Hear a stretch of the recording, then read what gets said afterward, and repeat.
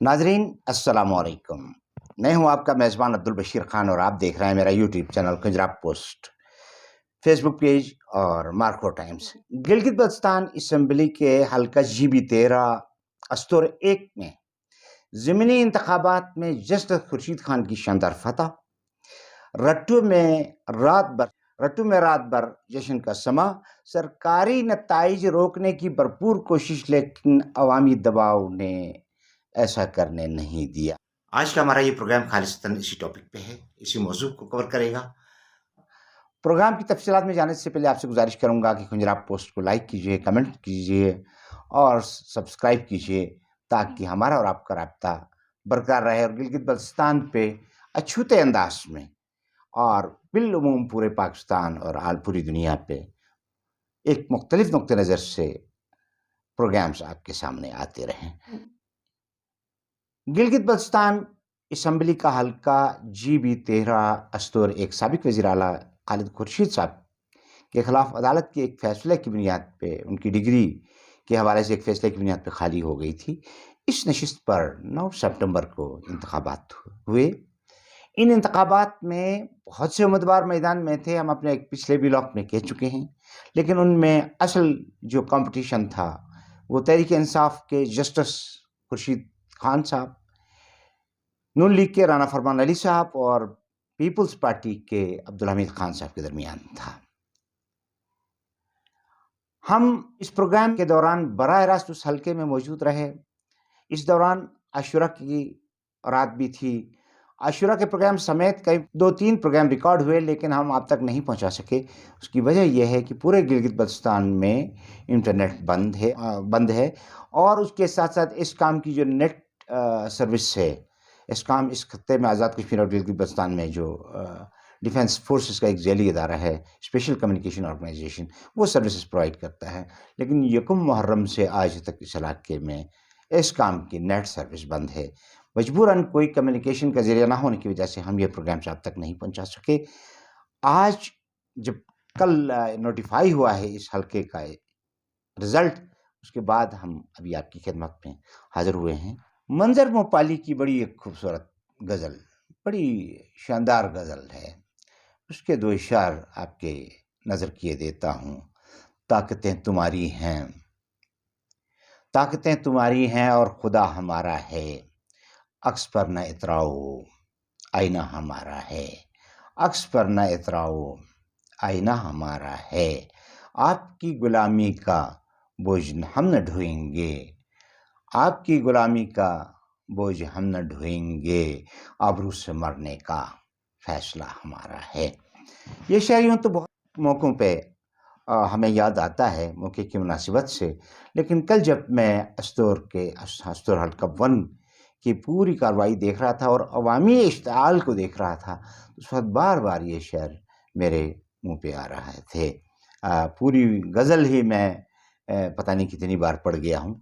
यहाँ वक्त की किल्लत के बायस पूरी गज़ल तो पढ़ना मुमकिन नहीं है। ये 2 इशारे आपकी खिदमत में। गिलगित बल्तिस्तान 28,000 मरबा मील पर मुश्तमिल एक बड़ा इलाका है, सुबह KPK से थोड़ा सा कम, लेकिन यहाँ की आबादी महज 20 लाख है।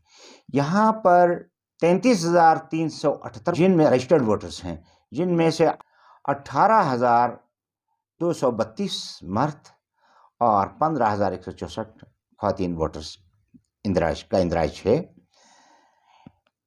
इन इंतखाबात में 16,620 वोट पोल हुए, जिसमें 8,797 मर्दों के इसमें स्टेशनों में और 7,823 वोट जो हैं वो ख़वातीन के पोल हुए। अच्छा, यहाँ ये आपको बताता चलूँ कि हल्के के एतबार से अगर आप कलशई से रुपल तक सफ़र करेंगे तो 7 से 8 घंटे का तवील सफ़र है।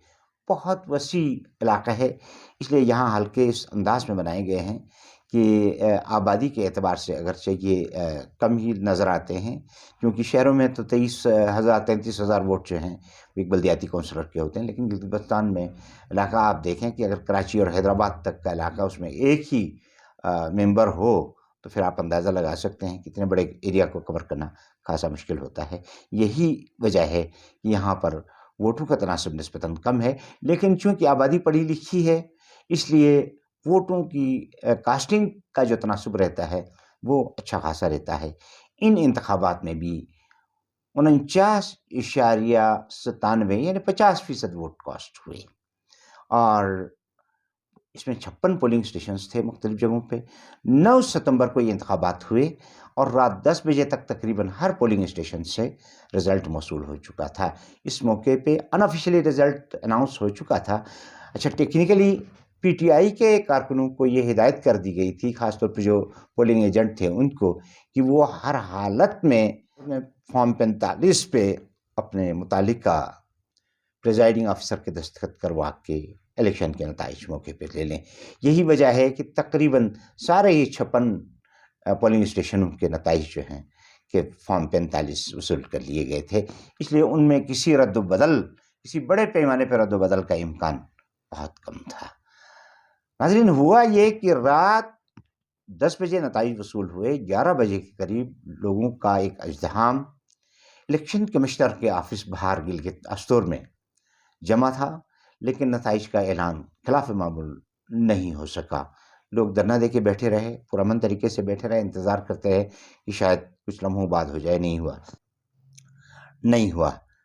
اگلے دن پیپلز پارٹی کے امیدوار جناب عبدالحمید خان صاحب نے اپنی شکست کو تسلیم کرتے ہوئے کہ جسٹس خورشید صاحب کی کامیابی کا اعتراف کر لیا، لیکن انتظامیہ نے باوجود تمام نتائج وصول ہونے کے نتائج کا اعلان نہیں کیا۔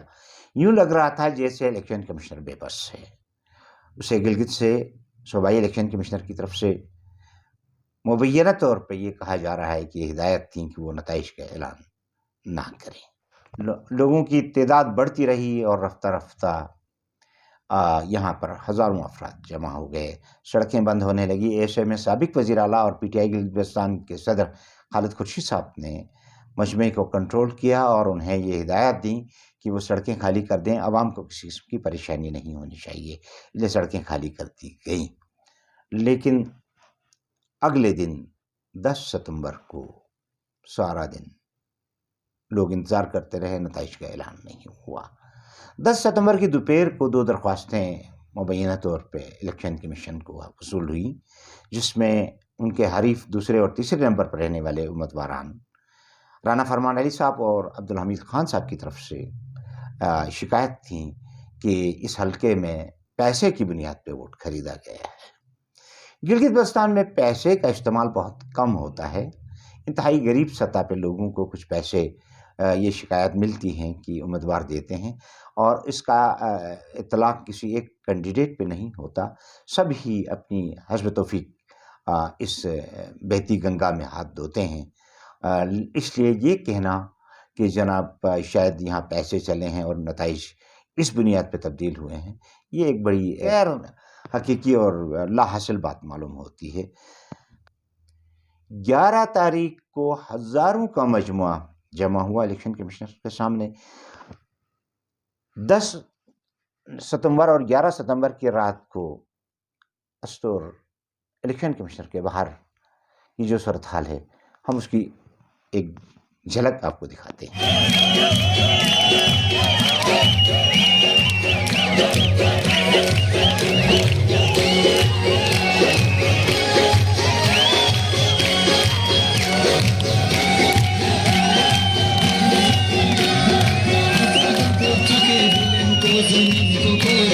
یہ صورتحال جاری و ساری رہی اور 11 تاریخ کو لوگوں کا اشتعال بڑھ گیا، ہزاروں کی تعداد میں لوگ جمع ہو گئے۔ پورے استور میں عیدگاہ کا مقام جہاں ڈسٹرکٹ ہیڈ کوارٹر ہے، تل دانے کی جگہ نہیں تھی، گاڑیوں کو لب دریا جو راستہ ہے اس طرف ڈائیورٹ کیا گیا ٹرانسپورٹ کو، اس لیے کہ شہر میں داخلے کی کوئی گنجائش کہیں نہیں رہی تھی، گاڑیاں تھیں، لوگ تھے، ایک ازدحام تھا۔ حالات ایسے ہو گئے کہ مجبوراً الیکشن کمیشن کو سرکاری طور پہ نتائج کا اعلان کرنا پڑا۔ اس کے بعد گزشتہ رات ہم جسٹس ریٹائرڈ خورشید احمد خان کے گاؤں رٹو میں جشن کا سما رہا، رات بھر آتش بازی ہوتی رہی اور فتح کے شادیانے بجائے گئے۔ ہم سمجھتے ہیں کہ یہ جو فتح ہے خالد خورشید کی، اسے روکنے کے لیے انتظامی طور پہ ایک دو اقدامات کیے گئے تھے۔ گدئی کے علاقے میں جہاں خالد خورشید صاحب کا ایک قابل ذکر ووٹ ہے، وہاں سے ایک بڑی بااثر نیشنلسٹ لیڈر شخصیت ڈاکٹر غلام عباس صاحب کو پیپلز پارٹی میں شامل کروایا گیا انتخابات سے پہلے، انہیں الیکشن سے دستبردار کروایا گیا۔ وادی نظر میں اس کا ایک امپیکٹ پڑتا نظر آ رہا تھا کہ شاید اس کا کوئی بینیفٹ پیپلز پارٹی کو مل جائے۔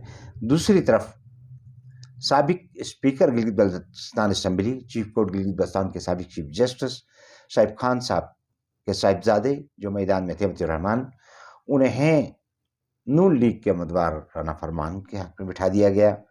اور اس کے ساتھ ساتھ ایک تیسرا ایلیمنٹ جو پیدا ہوا مقامی سطح پہ چراگاہ کے تنازع میں، جسٹس خورشید صاحب کے گاؤں رٹو اور مجھ سے متصل چھگام کے درمیان ایک تنازع چل رہا تھا۔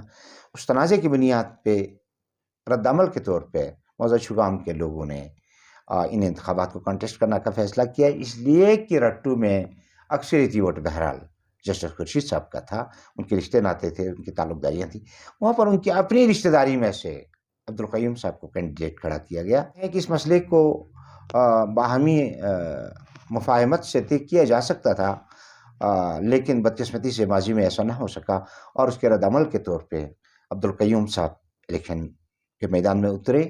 وہ ڈسٹرکٹ کا الیکشن بھی پہلے کانٹیسٹ کر چکے ہیں اور محض چند ووٹوں سے ہار گئے تھے پچھلے الیکشن میں، آخری بار جب بلدیاتی انتخابات ہوئے تھے۔ ایک متحرک شخصیت ہیں اور وہ بہت قریبی رشتہ دار ہیں خالد خورشید صاحب کے۔ یہاں پر جسٹس خورشید صاحب کا ووٹ عددی اعتبار سے شاید زیادہ کٹا، ان کے مقابلے اس کے ساتھ ساتھ نون لیگ کے ووٹ کٹے وہاں پر اور پیپلز پارٹی کے ووٹ کٹے۔ خیر قیوم صاحب بھی 500-600 ووٹ لے سکے، اور اس کے بعد جو قابل ذکر امیدوار وہاں تھے وہ دادا سرکار کا نام سے معروف محمد شفیع صاحب، ان کے بھی کوئی 400-450 ووٹ رہے۔ اگرچہ اس حلقے میں دادا سرکار کے اپنے خاندان کا ووٹ بینک 5-6 ہزار ہے، لیکن چونکہ ان کا ایک ریلیجس بیک گراؤنڈ ہے، وہ لوگ نسلی عصبیت کی بنیاد پہ ووٹ کاسٹ نہیں کرتے، اس لیے دادا سرکار کو اس انداز میں اتنا ووٹ نہیں مل سکا جس کی توقع تھی۔ وہ صاحب تصنیف استاد ہیں اور مشرقی پاکستان کی جنگ کے قیدی بھی رہے ہیں اور ایک متحرک شخصیت ہیں اس عمر میں بھی۔ تو یہ صورتحال تھی ناظرین۔